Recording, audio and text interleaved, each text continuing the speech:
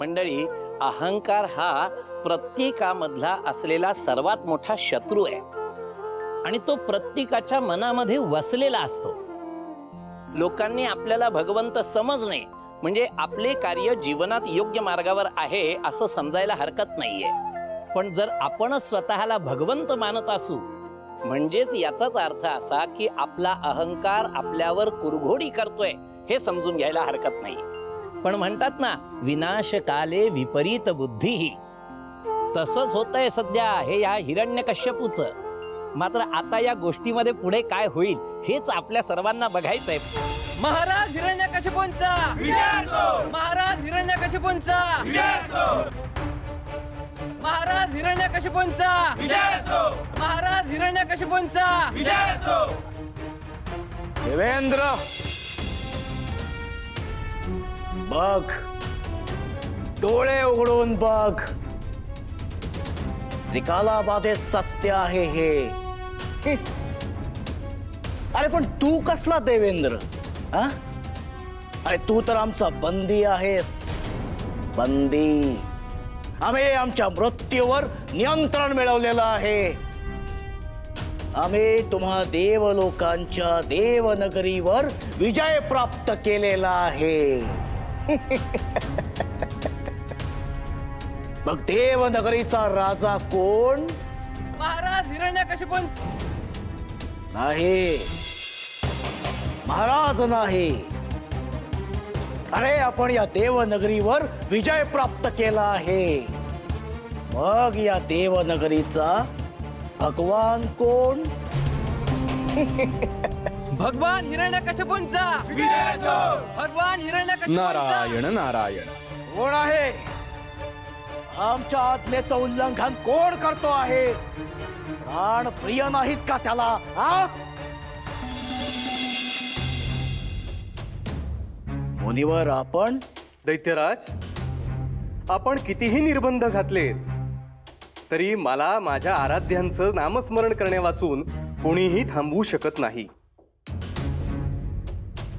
माझा तिन्ही लोकी लीलया संचार असतो राजन. काल या सिंहासनावर मी इंद्रदेवास पाहिले होते. आज आपण दिसताय.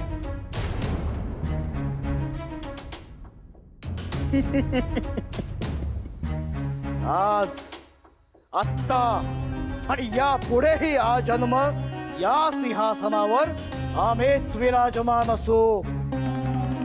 परंतु मुनिवर, आपण इथे येण्याचं प्रयोजन समजलं नाही आम्हाला. कारणच तसे होते. एका होऊ घातलेल्या पित्यास त्याच्या पत्नीने कुणास जन्म दिला आहे आणि त्यांची प्रकृती कशी आहे. काय म्हणायचंय तुम्हाला? ज्या मातेच्या ओढीने तुम्ही इथे आलात त्या कयाधू माता आज इथे नाहीत. कदाचित सत्तेच्या मोहापायी आपलं दुर्लक्ष झालं असेल. नाही मुनिवर, नाही. कुठे आहे आमची कयाधू?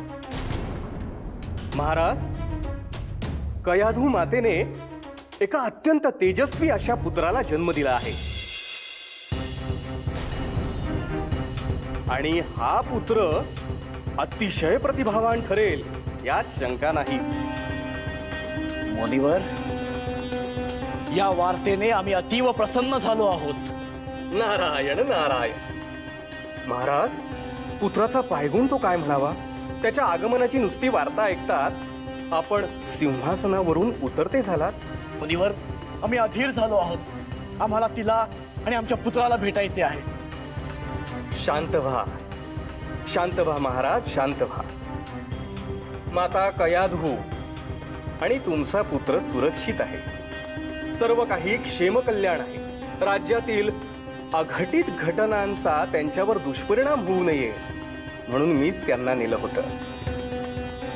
मुनिवर, आपले थोर उपकार झाले. परंतु चला, आपण सत्वर जाऊया, त्यांना भेटूया. चला मुनिवर, चला. नारायण नारायण. मुनिवर, महाराणी कयाधू आमची धर्मपत्नी असून देखील तिच्या या अवस्थेत आम्ही तिच्या सोबत राहू शकलो नव्हतो. पण तुम्ही मात्र तिच्या पाठीशी खंबीरपणे उभे राहिलात. तुमचे हे उपकार आम्ही कसे फेडू? अहो, उपकार कसले महाराज, ही तर आमची जबाबदारी होती. चलूया. या. या.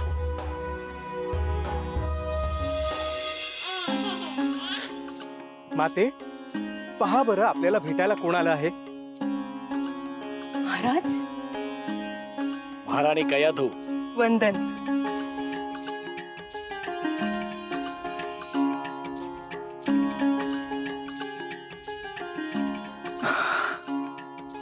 देवलोकावर विजय संपादन केल्यानंतर जितका आनंद झाला होता त्यापेक्षाही कित्येक पटीने जास्त आनंद झाला आहे.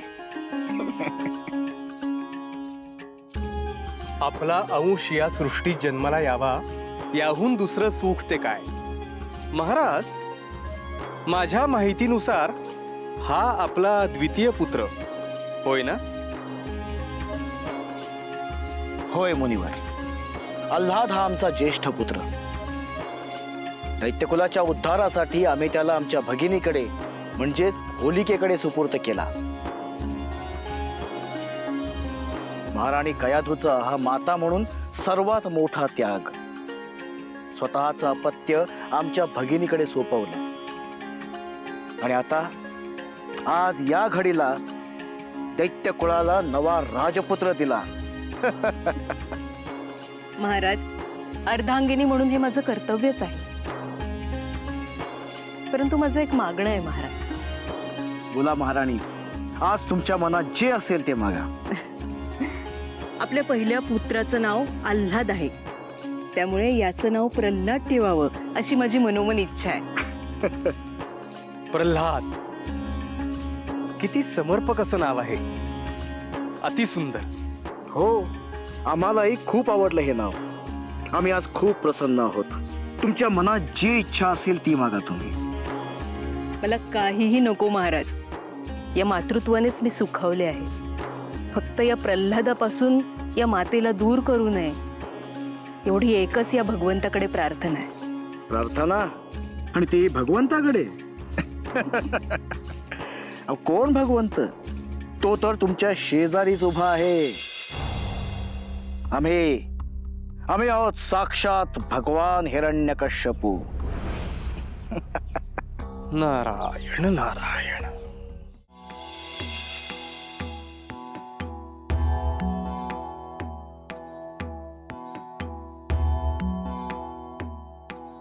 लक्ष्मी देवी, काय झाले? आपण इतक्या व्यथित का आहात? नाथ, माझं ही चिंता सतावते आहे की तुम्ही इतके स्वस्त कसे आहात. त्या पृथ्वी तलावर कयाधूच्या पुत्रासोबत काय होऊ शकते याची कल्पना का नाही आहे तुम्हाला? देवी, ज्या पुत्राच्या नशिबी आपल्या हातून जन्म घेण्याचं पुण्य असेल त्याचे भविष्य उज्ज्वलच असेल यात शंकाच नाही. परंतु वस्तुस्थिती काहीतरी विपरीत आहे नाथ. त्याचे पिता हिरण्यकश्यपू, ज्यांनी आपले नाव घेणाऱ्या प्रत्येकास मृत्यूदंड देण्याची शिक्षा ठरवली आहे. आणि त्याचा पुत्र प्रल्हाद गर्भाशयात असल्यापासूनच आपल्या नामाचा जप सुरू केला आहे. त्या दैत्याचा असलेला आपल्याबद्दल क्रोध त्याच्या पित्यावर देखील मात करेल. आणि त्या प्रल्हादचं काहीतरी बरं वाईट होऊन बसेल अशी भीती वाटत आहे मला. देवी लक्ष्मी, शांत व्हा. प्राक्तनापुढे सर्व जीव सारखेच. जर त्याचे प्राक्तन असे सांगत असेल की तो आमचा परमभक्त होईल तर तसेच होईल. परंतु त्यासाठी त्याला अतिशय कठोर अशा परीक्षेस सामोरं जावं लागेल. स्वामी, अहो तो किती लहान जीव आहे आणि त्याची परीक्षा. नाही देवी, बेफाम वादळातून जो नौका सुखरूप वल्लवतो तोच खरा नावाडी. त्याच्या शिरपेचात मानाचा तुरा रोवला जातो. आणि आमचा परमभक्त जर का व्हायचे असेल तर प्रल्हादास परीक्षा द्यावीच लागेल.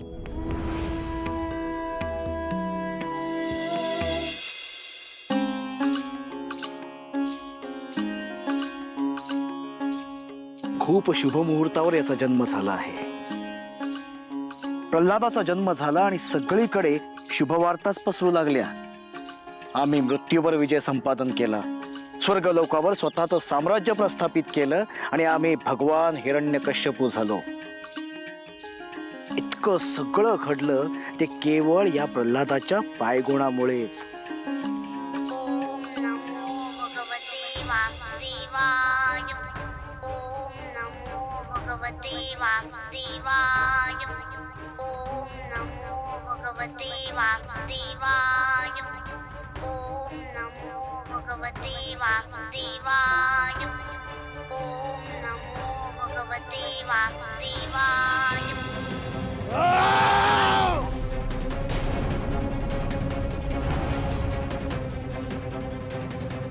माते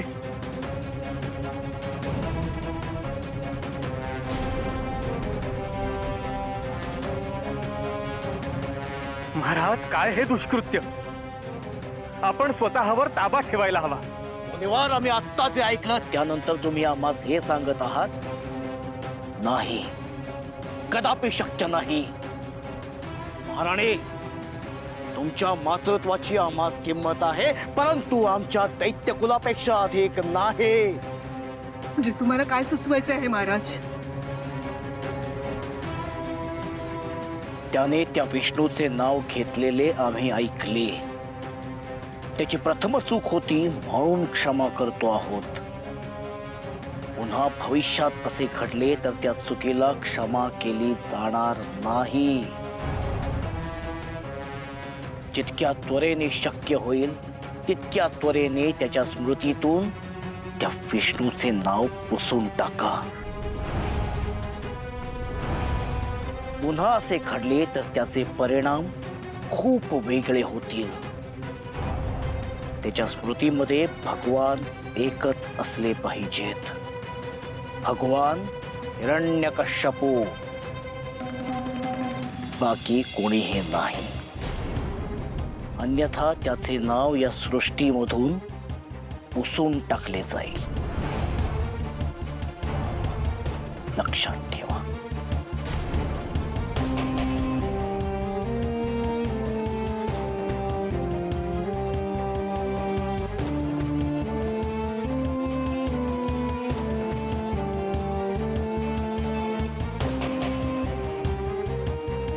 नारायण नारायण.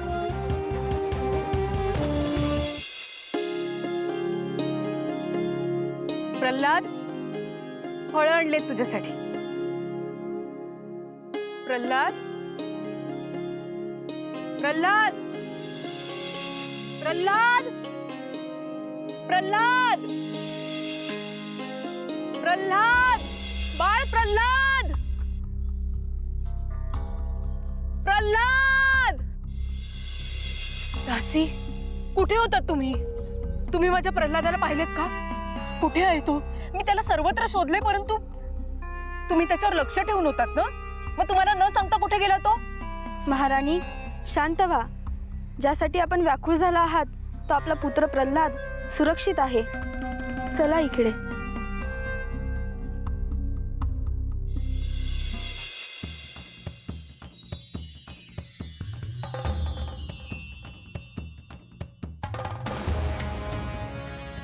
ते पहा,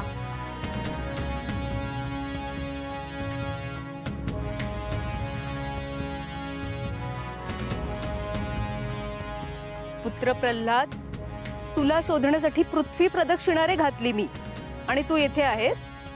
चल, तुझ्यासाठी फळे आणली आहे. अगं बाई, काय झालं महाराणी? ह्याचे शरीर इतके तप्त जणू विस्तवा स्पर्श व्हावा. प्रल्हादा, काय झाले रे तुला? नारायण नारायण. प्रणाम मुनिवर. मुनिवर, माते, अशा अविचल होऊ नका. तुम्हाला आपल्या पुत्राचा अभिमान वाटायला हवा.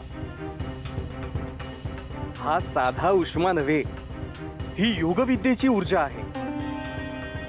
इतक्या कमी वयात माझ्याकडून शिकलेल्या योगविद्येचा त्यानं अत्यंत बारकाईनं अभ्यास केलेला आहे. हे त्याच्या ज्ञानाचं तेज आहे. नारायण नारायण. ओम नमो भगवते वासुदेवाय. प्रणाम मुनिवर, प्रणाम माते. नारायण नारायण.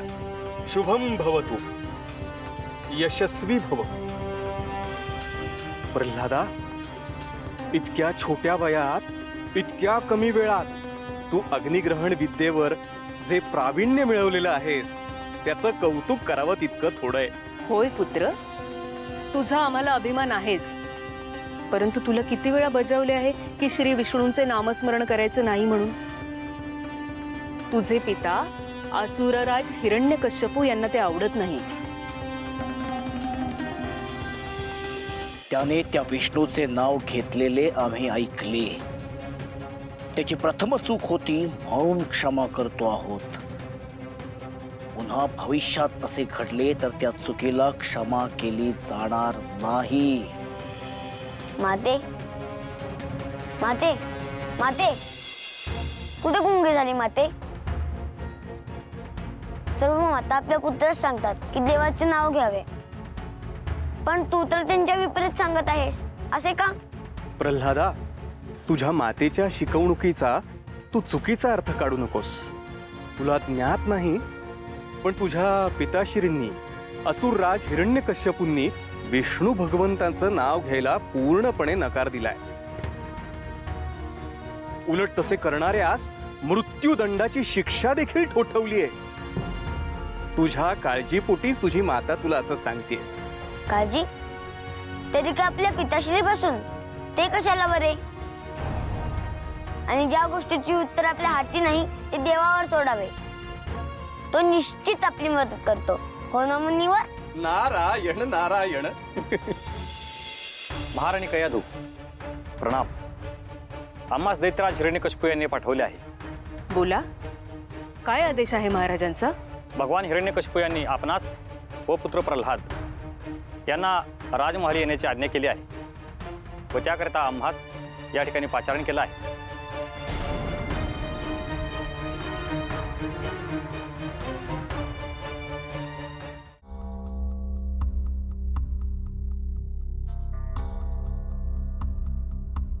माते, ही तर सुवार्ता आहे. अखेर पिताश्रींना पुत्राची आठवण झाली तर. नारायण नारायण. मुनिवर, मला मात्र ही संकटाची चाहूल वाटते आहे. महाराजांना विष्णू नामस्मरणाचा तिटकारा आहे आणि इकडे प्रल्हादाने मात्र स्वतःच श्री विष्णूस जणू काही वाहून घेतले आहे. असे असताना तो महाराजांच्या सान्निध्यात असेल तर तो त्याच्या जीवास धोका ठरू नये. माते, एक माता म्हणून आपला प्रल्हादावर जितका अधिकार आहे, जितकं प्रेम आहे, तितकाच अधिकार आणि प्रेम महाराज हिरण्यकश्यपूंचं आपल्या पुत्रावर आहे. ते आपण नाकारू शकत नाही. तेव्हा अकारण चिंता करण्याऐवजी भगवंतावर विश्वास ठेवा आणि त्याचं नामस्मरण करा. हो माते, आपली भक्ती मनोभावी केली असेल तर भगवान श्री विष्णू योग्य वेळी चमत्कार देखील घडवतील. मला पिताश्रींना भेटायचं आहे. एक पुत्र म्हणून कर्तव्य निभवायचे आहे. मुनिवर, माझे मन काही तिकडे रमायचे नाही. इकडे माहेरी लाभणारा मायेचा सहवास आणि आपुलकी सोडून सासरी जाणे जीवावर येते आहे. माते, माझ्या पर्णकुटीची तुलना आपण राजमहालाशी करू नये. नाही मुनिवर, जन्मोजन्मीचे उपकार आहेत तुमचे माझ्यावर. तुम्ही माझ्या पुत्रावर केलेले संस्कार ते केवळ अमूल्य आहेत. प्रल्हादा, चला आपण मुनींचे आशीर्वाद घ्यायला हवेत. शुभम भवतु. कसलीही चिंता न करता पुढे चालत राहा. भगवंतावर विश्वास ठेवा. नारायण नारायण.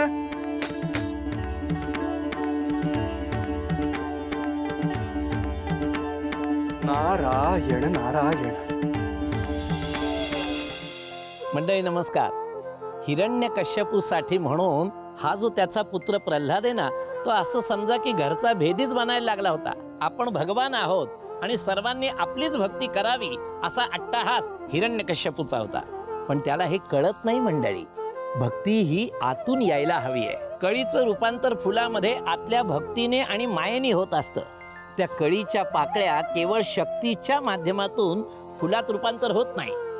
हे समजण्यासाठी मात्र त्या हिरण्यकश्यपूचा तो अहंकार आडवा येत होता सारखा. पाहूया आता त्याचा हाच अहंकार त्याला कुठे घेऊन जातोय ते. हे बघूया आपण उद्याच्या भागामध्ये. तोपर्यंत उतू नको, मातू नको, घेतला वसा टाकू नको.